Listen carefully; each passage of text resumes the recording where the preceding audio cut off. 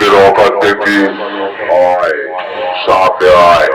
আর পাপির অকাত দেখে যা যে পাপি সাউন্ডের অকাত দেখবি আয় সাথে আয় আর পাপ তোদের মধ্যে কোন সারা বলেছিস যে পাপি সাউন্ডের অকাত দেখবি আয় সাথে আয় আর পাপির অকাত আর একটা কথা বলছি এলাকার লোকে গিয়ে বলে দিস পাপির সাথে দেখা হয়েছিল আছোলা হয়ে গিয়েছে